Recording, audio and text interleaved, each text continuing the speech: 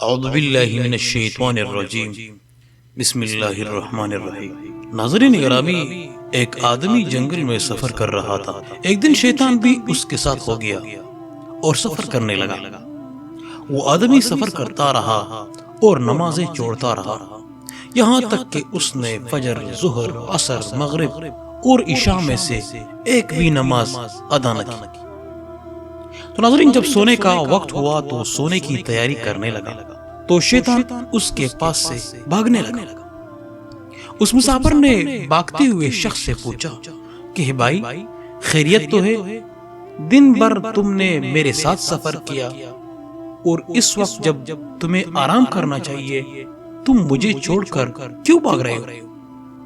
تو شیطان نے جواب دیا کہ میں شیطان ہوں، میں نے زندگی میں ایک بار اللہ تعالیٰ جل جلالہ کی نافرمانی کی تو ملعون ہو گیا اور اللہ تعالیٰ نے مجھے باہر نکال دیا۔ تو اے ابن آدم، تم نے تو ایک دن میں 5 بار اللہ تعالیٰ جل جلالہ کی نافرمانی کی ہے، نمازوں کو چھوڑ دیا ہے اور اسے کوئی اہمیت نہیں دی۔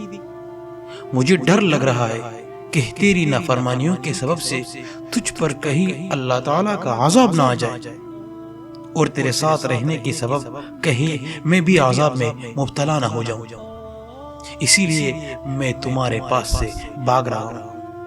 تو ناظرین گرامی، اس واقعہ سے ہمارے لیے سبق ہے کہ ہمیں غور کرنا چاہیے کہ کہیں ہم بھی تارک نماز چھوڑنے والا تو نہیں، اور نمازوں کو چھوڑ کر کے کہیں ہم اللہ تعالیٰ کی ناراضگی کا سبب تو نہیں بن رہے، کیونکہ ناظرین، ایک نماز چھوڑنے پر 70,000 سال سزا ہوگی۔ تو آپ خود سوچئے، ہم لوگ نماز چھوڑتے ہیں، تو ناظرین ہمیں نمازوں کی فکر کرنی چاہیے۔ اللہ تعالیٰ جل جلالہ ہم تمام مسلمانوں کو نمازوں کی پابندی کی توفیق عطا فرمائے۔ تو ناظرین، اللہ تعالیٰ کی اس گناہگار بندے کو دعاؤں میں ضرور یاد رکھنا۔ اللہ حافظ۔